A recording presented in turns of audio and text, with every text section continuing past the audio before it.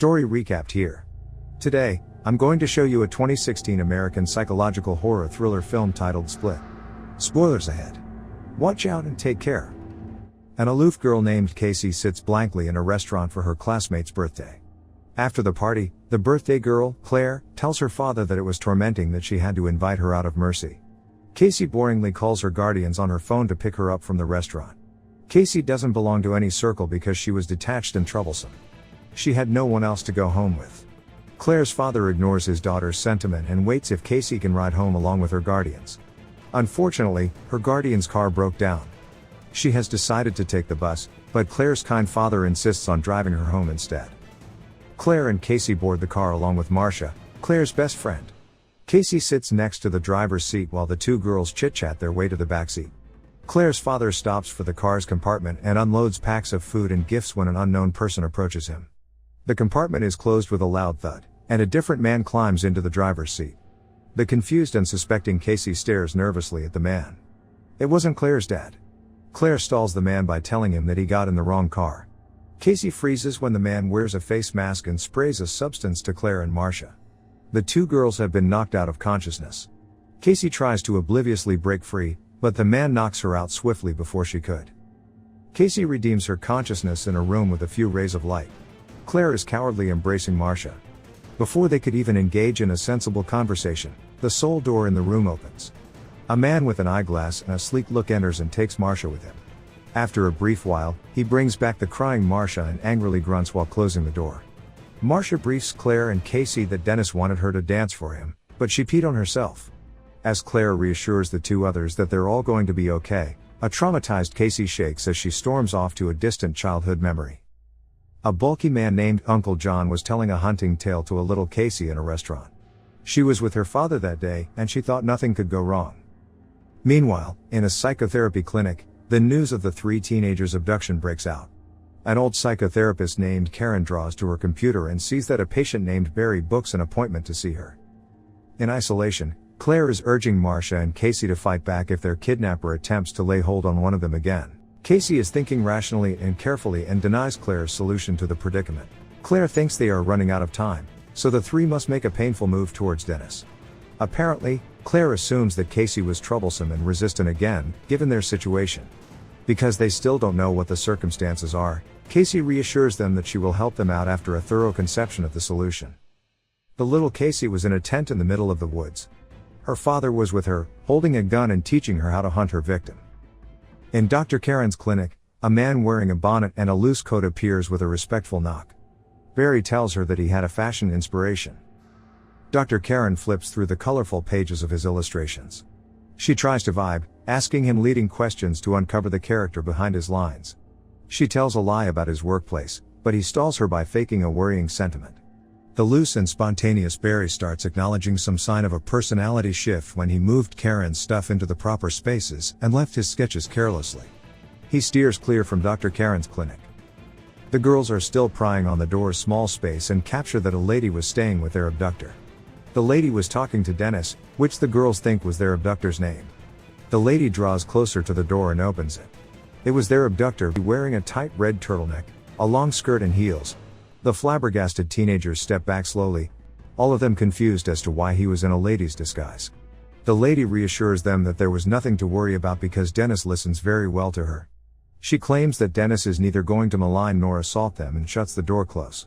Dr. Karen meets with a colleague doctor in town and discusses the pieces of evidence of dissociative identity disorder. The colleague doctor believes Karen's patients are not cut out of the normal, but Karen perceives them differently. In their windowless room, Marcia and Claire figure out that Dennis is having an entire conversation with a make-believe character. While discussing, a man enters their bathroom with a pail. He rants how dirty the bathroom was and asks them to draw close and clean it. He reassures the girls that he will no longer touch any of them as he agreed with Patricia. However, he mentions that they will be a sacred feast and leaves them wondering who is going to consume the three of them. Later that night, Claire and Marcia disturb Casey from slumber and points towards the door. There appears the abductor in a yellow windbreaker, sitting happily in the open door. It was Hedwig, Dennis' 9-year-old playful and childish identity. He repetitively warns them that someone is on the move. By this time, they already knew that their abductor wasn't faking out his characters. The girls notice how submissive and gullible he is, and asks him questions to find leads. Casey befriends him and asks him to come close so she could whisper through his ear clearly. Casey tries to reverse engineer the situation with Hedwig, but the playful identity believes she was lying outright. He innocently reveals that Dennis had been stalking Marcia and Claire for days, and he planned the abduction for a long time. Casey fibs that Patricia and Dennis were lying to him and were planning to send Hedwig instead for the sacred feast. She calculatingly convinces him that the girls in the room are Hedwig's babysitters who are willing to protect him from Patricia and Dennis, but he needs to teach them the way out immediately so they could save him too. The cynical Hedwig shifts his pace back to the door and closes it. As Casey peeks through the cracks, she gets a view of Hedwig fumbling to unlock the second door. The girls start knocking the drywall across the entire room. Claire finds a weak spot in the ceiling and tears the ceiling apart with her heels. Hedwig returns to the room and demands the girls to let him in. Claire uninstalls a portion of the steel grid on the ceiling while the two budges the door against the angry Hedwig. Hedwig changes into Dennis and opens the door with all his might. Claire climbs up and navigates the way across the ceiling, where a shouting Dennis screams and chases for her. She hides in a locker carefully, but Dennis finds her and demands her to step out of the vault. He asks her to undo her sweaters and takes her to a separate room which he carefully locked. He returns to Marcia and Casey's room and repairs the ceiling, warning them that Claire will be locked away from them. He also demands them to undress their skirts and sweaters. Meanwhile, Dr. Karen is doing a video conference with his fellow psychotherapists from Paris. She discusses the clinical evidence among her patients with dissociative identity disorder and the realm of possibilities of unlocking all the identities that the brain can possess. After the conference, Barry pays her a visit, but she quickly discerns that he was in a different persona. Dr. Karen tricks him that she wanted to talk to his other personalities, but Barry rebuffs. She guesses that it was Dennis taking over Barry's clothing. Barry reiterates that neither Dennis nor Patricia is taking over him because they are unstable and not allowed to exhibit themselves in public. Barry is getting frustrated while Karen is challenging him. After the session, Dr. Karen checks over the CCTV and conceives that Dennis or Patricia was really doing an act while taking over Barry's identity. Marcia figures out that they need to find an escape route while they are still alive. While she is talking, Casey dozes off in a trance of the little Casey on a hunting trip with her father and Uncle John. His father just killed a deer in the forest. Patricia feeds and grooms Casey and Marcia. She invites them out for a proper meal in the kitchen because they were good girls, unlike the isolated Claire. While Patricia prepares the meal, Marcia makes a daring move to slam Patricia with a stool. Dennis takes over and demands Casey to lock herself in the room and finds the trembling Marcia. He locks her to a separate room as a punishment. Dennis warns Casey that the beast is coming to feast on them. On another hunting trip, the little Casey was staring into the woods while her father was taking a nap. Her Uncle John holds a gun in front of the innocent child. Casey wakes up with Hedwig embracing her from behind. Hedwig reveals that Barry and Patricia decide who stay in the light, but Hedwig is different. He also says that only Patricia and Dennis believe in the existence of the beast. Unsure of who the beast is and what it truly was, Casey asks him if he has ever seen the beast.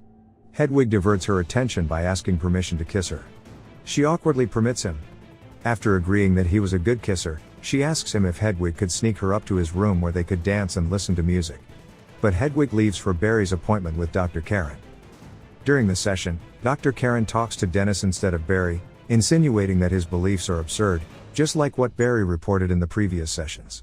She compliments Dennis to make him trust her. She discloses that if Dennis does not open up, all the other identities will eventually take over the light all at once. Dennis opens up that he and Patricia were ridiculed by all the 22 different identities. The reason why he was changing acts deliberately is to protect the weak Kevin. She challenges him to tell the beast's story, which she believes to be just Dennis and Patricia's fantasy. After the session, Hedwig takes Casey to his room, where she hesitantly enters. Hedwig insanely dances to the loud, booming noise from the stereo. After dancing, he points towards his sketched window and accuses Casey of leaving through it. Hedwig hands Casey a walkie-talkie from Dennis. Casey dials in and reports the situation to the man answering the recipient walkie-talkie, but Hedwig takes back the walkie-talkie. He escorts Casey to her room. Dennis appears in his usual formal wear and eyeglasses. He explains that the beast is going to be pleased once the night is over. Uncle John was hiding behind a big rock and calls the little Casey, who was walking in the forest without his father. He was on his birth suit and asks Casey to undress, teaching her that they were playing animal roles who had no clothes on. When he was done, Casey waited just above his hideout, holding a rifle. Casey loaded it and aimed it at Uncle John, who quickly pulled it from her for safety. In the middle of the evening, Dr. Karen visits Dennis in his house. Dennis takes her to Barry's room and starts spilling out the familiar tale of Kevin's traumatizing childhood. Dennis came to Kevin's salvage to please his mother with organization and accuracy. Dr. Karen dispels his fears by convincing him that Kevin can be rescued in other ways without the 23 different personalities. Dennis puts her off by depicting the beast's resemblance. Dr. Karen mentions the beast feasting on the impure young women, but Dennis is hesitant to elaborate. Unprepared and scared, Dr. Karen halts the conversation for a proper session. She leaves for the bathroom and surveys the rooms across the hallway. She finds Claire in one of his rooms, but he wings her off using a toxic spray. Casey strives to unlock the door from the insides while the two others buy time to get themselves freed. Dennis goes to a mall for a bouquet of flowers. While he is on his way home, Casey gets into a room with a computer, where she discovers all the videos of the 23 distinct identities. Dennis rides into an abandoned train car, where he transformed into the 24th identity. He grows taller and bulkier, and he also moves wilder than any of the 23 personalities. He sprints home as the dreaded beast. Karen wakes up and writes down notes at one of his tables. She takes a bread knife with blurred vision and stabs him from behind, but the blade splits into pieces. The beast squashes the crying doctor to death. After watching the videos, Casey figures out the location of the keys and hovers silently around the hallways to search for Marcia and Claire. Marcia has already been wrenched with blood in one of the rooms. Claire was alive in one of the rooms, but the beast drags her and consumes her organs. Casey finds a note from Karen but gets stalled in horror when the beast starts crawling the wall. The crooked letters read, "Say his name." Kevin Wendell Crumb. She begins muttering his name repetitively, getting louder each time she sees him weaken. Kevin, the original identity, takes over the body as he remembers how his abusive mother called him out with a whip. Kevin has no awareness of what the other identities did. Kevin begs Casey to shoot him with a gun in the cabinet but stops her briefly. Casey witnesses how the kind Kevin shifts to all the significant identities at once. While Hedwig is in the light, Casey searches for the gun. Casey realizes he's going to transform into the beast soon, so she runs across the rooms and probes for bullets. The beast has already changed, and before Casey could load all the shells, the beast grabs her and rips her sweater apart. She redeems the gun from the floor and stands back up to lock the cage. With wounded calves, she drags herself to the farther corner of the cell. Little Casey was sitting quietly when Uncle John appeared from behind. It was her father's funeral. Uncle John promised her that he will take good care of her. She aims at the beast, who is moving swiftly in the dark alley. Just like how she was taught to hunt, she fires at the beast. With only 2 bullets in her gun, Casey soon realizes that the beast is invincible. The beast warps the bars with his bare hands, but he gets a view of the scars on her body. With Casey's purity, the beast steps back to leave her alone. Later on, a man comes to the basement and notices Casey's figure in the cage. He assists her away from the zoo's main enclosure. While a medical officer attends to Casey, the policemen probe Kevin's possession in the basement. Kevin gets into an abandoned room, with all the significant identities taking over the light at once. They are assessing Kevin's body with the evidence of the beast's invincibility. A news anchor breaks out the awful news of the 3 cases of murder of Kevin Crumb in the zoo's basement. The world of skeptical people has now been made aware that the dissociative identity disorder really exists. Subscribe to watch more videos like this. Turn on notifications. And leave a like, it really helps the channel out. Thank you for watching.